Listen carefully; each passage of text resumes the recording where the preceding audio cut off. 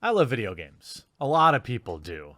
Some people enjoy their video games more in a purest form, and some people legitimately do play video games to find their connections to everyday life, or they're constantly looking for hidden messages about this or that they may find very important to themselves.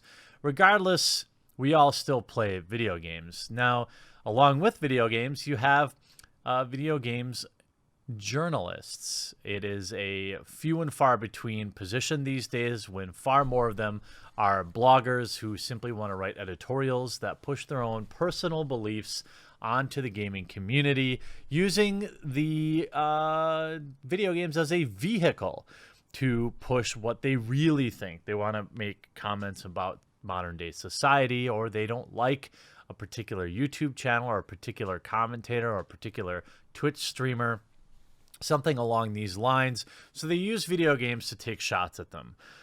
It was never more clear than when, in my opinion, hack blogger Ian Scher wrote an article that could have only been targeted to boomers who have no idea about YouTube or internet culture, when he took the time to write a long article on several of my cohorts here in the YouTube gaming community, as well as, in particular, he saved most of his venom for me. It is my opinion that he has a personal vendetta against me because I exposed his coworker, Kaylee Plague, for allowing her own personal political beliefs to give a video game, Days Gone, a worse score than, in my opinion, the rest of the world was giving to it. Now, could I have been wrong about that? Certainly, Kaylee did not choose to respond. She chose to simply mock and antagonize as opposed to providing more information. We also look at Kaylee's body of work, giving a water-based Pokemon game a low score, saying that it had too much water. I stand on my opinion there. I stand by my opinion. Now, when this article came out, I made a lot of new acquaintances in the YouTube gaming community. I had been aware of channels like Legacy Kill HD. I've known about Upper Echelon Gaming, Clean Prince Gaming. I've known about these channels for a very long time, although none of us have really spoken directly. I think I had some words specifically with Clean Prince over a mild disagreement back in a few months ago, but really no issues with any of them personally. I tend to just try to go about my business, given I work a day job, and sometimes I put 2 or 3 videos out in a day, and I also may live stream. But this particular article brought a lot of us together. What about it in particular was the fact that it was so filled with lies and vitriol that we all instantly bonded over it. The fact that fake journalist, in my opinion, and blogger Ian Scher picked up the phone and called my advertisers, causing them to stop advertising on my channel, including Honda, DeVry University, and Gamefly, tells you exactly why I've approached this with, as I would say, the appropriate amount of venom. Now, some of the content creators outlined in this article didn't say anything, and I thought that was curious. Now, I know that Upper Echelon, Legacy, or Mike, and Clean Prince all responded to this in video format as well as I did. That's 4 of them. The only other two content creators that were outlined in this piece were Angry Joe as well as Jim Sterling. Now, he references them both very passively in the beginning. Other YouTubers like Angry Joe Show and Jim Sterling have found similar success by mixing in overly dramatic tongue-in-cheek jokes. See, it's jokes when they do it, right? Skits and the occasional positive video. Neither Angry Joe or Jim Sterling responded to requests for comment. But some took the part too seriously. And then he goes on to talk about the president, okay? So we know exactly where this dude is aligned. Now, while I know you don't have to respond in video format to every article, I felt like this particular article was a direct shot at the YouTube commentary community. I cover more than video games, but video games and everything around it is kind of a big part of what I do. I don't do the traditional game reviews.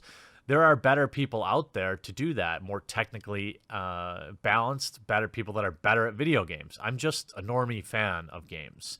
But I do try to do some consumer watchdogging and some consumer advocacy here. And that's where I find most of my fulfilling videos. Now, Angry Joe did respond publicly on Twitter. I don't know if he's the type of guy that would do a response video. That's not really his thing. But he did respond on Twitter calling out Ian Scher, asking if he had, in fact, really emailed him and asked for proof of which, because Joe had not said that he had not received any request for comment. A request from Angry Joe that was never complied to by Ian Scher. So I'm going to give Angry Joe a pass on this. Clearly, he didn't even know it was happening. He was at E3, and he did respond publicly to the absurdity of this article, which only leaves Jim Sterling. Jim, I believe, is a strong consumer advocate. I believe his videos are well researched, and I believe that he has, at least in his opinion, the best interests in mind of the gaming community. Now, I say that before I lead into some concerning things that I saw between Ian Scher and Jim Sterling, as well as Jim's support of Carlos Maza. Now, if you remember who Carlos Maza was, it was the guy on a one-man crusade from Vox Media to not just deplatform and demonetize a man named Steven Crowder, whom he felt had been mean to him. And I admit that Crowder does dance on the razor's edge of what is acceptable here on YouTube. He has impersonated Carlos Maza in kind of that effeminate voice that all fifth grade boys do. And, you know, at the end of the day, though, it's just jokes. I don't think it's mean-spirited. I don't think it fits into any of these phobic commentaries. And certainly, you know, you could demonetize a single video where you do this type of thing, and I guess I would understand it.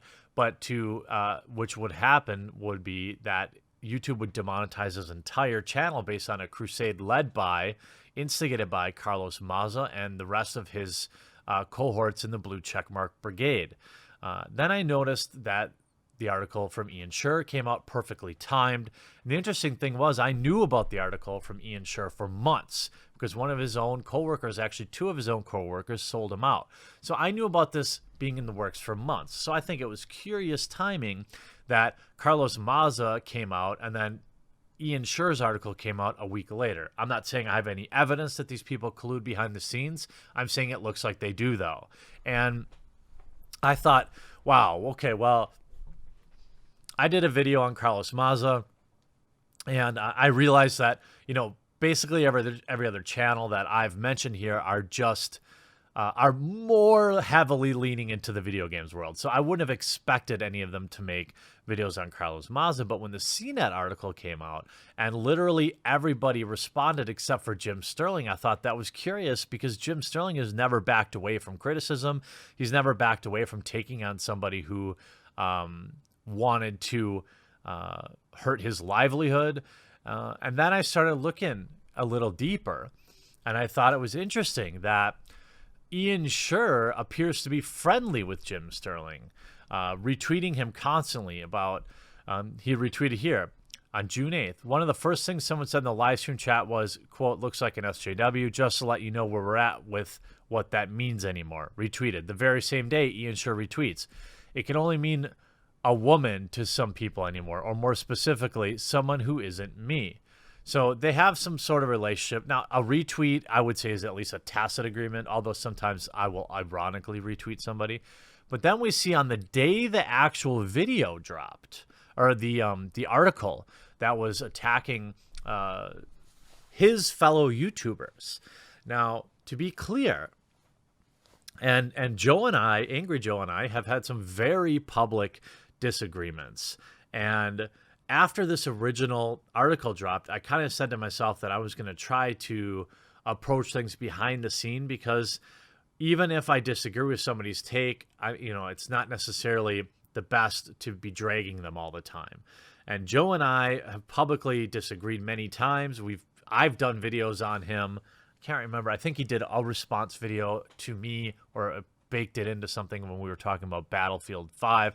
It's clear we don't agree on everything, but we do speak. I feel like we have a decent relationship behind the scenes. We talk in DM decently enough, as much as any two men should be talking via DMs, in my opinion. But Jim's never been somebody that I've ever talked to, but I noticed that on the day the article drops, Jim responds to it by saying, I think YouTube pushes negativity too much as well. I've complained for sure about how my positive videos come close to doing terrible at times, but no, EA and Microsoft's involvement influence from the self-interested corporations is something I could only fully mistrust.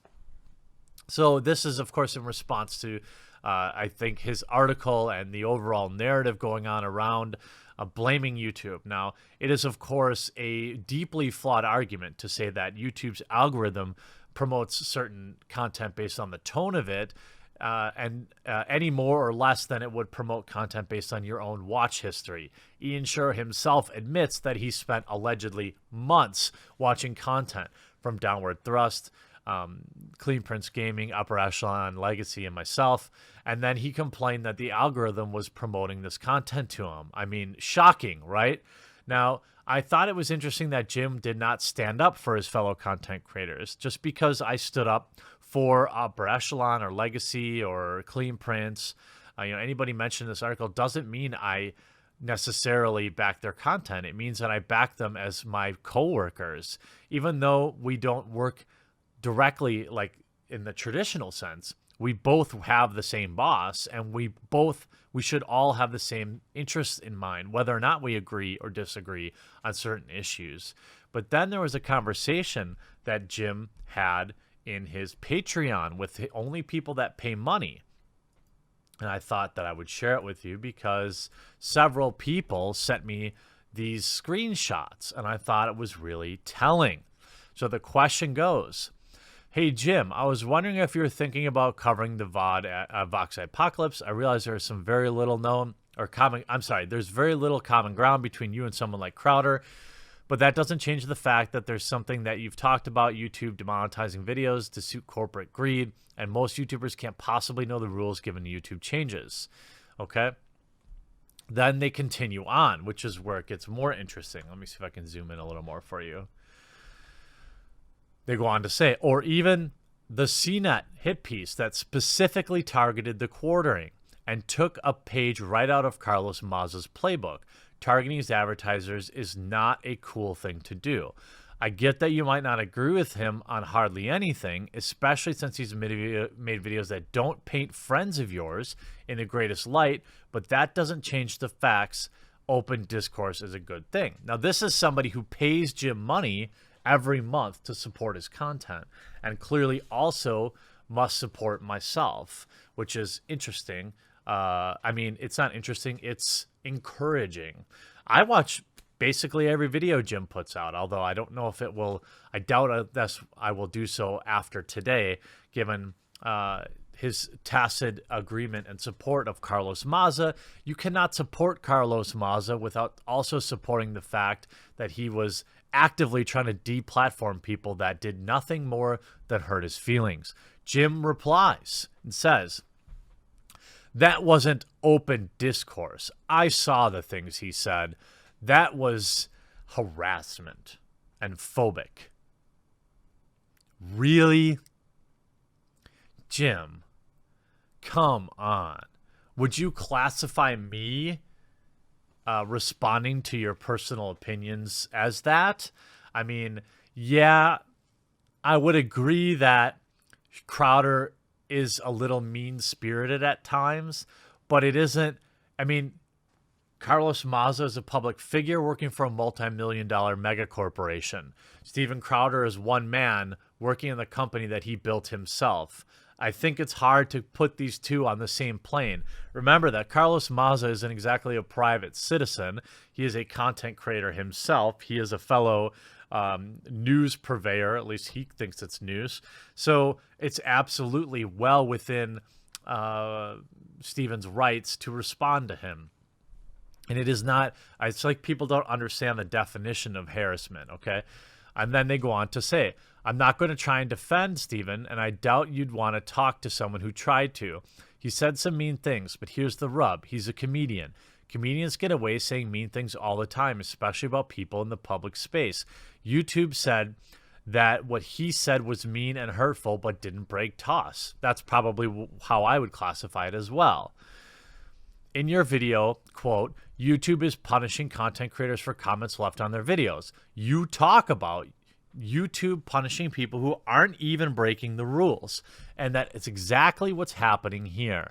How can you win at YouTube when you're constantly moving the goalposts, and the goalposts don't matter anyway because the only rule is YouTube's way or the highway? This financial backer of Jim Sterling, I believe, is accurately pointing out that he's being hypocritical, that he's allowing his own ideological beliefs to supersede that of what is right or just. If you remember, I don't know if you saw this argument that I had on Twitter, and I've had a kind of a verbal sparring match with someone who had put out a video featuring clips of myself, and they were a vocal critic. Well, somebody else who was in that video copyright struck it.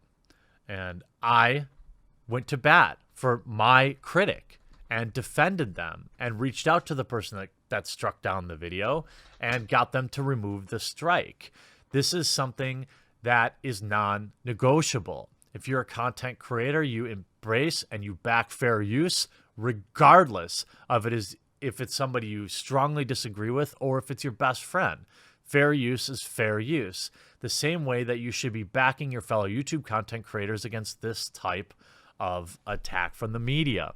Jim Sterling replies, as an LGBTQ person in media, you'll have to forgive me for thinking repeated uses of terms like lispy and my own and affected gay man voice isn't defensible. I've had my own videos dinged for less. Shocking, Jim. That is really, really sad to hear from somebody who relies on the YouTube ecosystem to push their content. It's sad to hear from somebody that I looked up to for a long time. It's sad that you are so open about your own hypocrisy. You admit in your own article that because you're in that community, which I didn't even know before this, not that it matters because that's not the argument I'm making here. The fact that you're saying because you take personal offense to it, fair use is out the window. And the fact that you support what Carlos Maza is doing is disgusting. All right, your fellow YouTube content creators, agree or disagree with them, are here just trying to make their living just like you. Not everyone has $10,000, $15,000 a month coming in on Patreon. A lot of people rely on ad copy or on ads in their videos. Just like a lot of people tell me, oh, just do what Jim does if you're getting these claims on your videos. Just put a bunch of, yeah, that's easy when you're making $100,000 a year off Patreon. All right, so I'd say that this is a pretty deplorable take from Jim. I am very surprised, even though we disagree on a lot of like kind of this stupid fringe stuff around video games. I feel like we would always agree on what's best for the customer. But as a fellow YouTuber, this is unforgivable.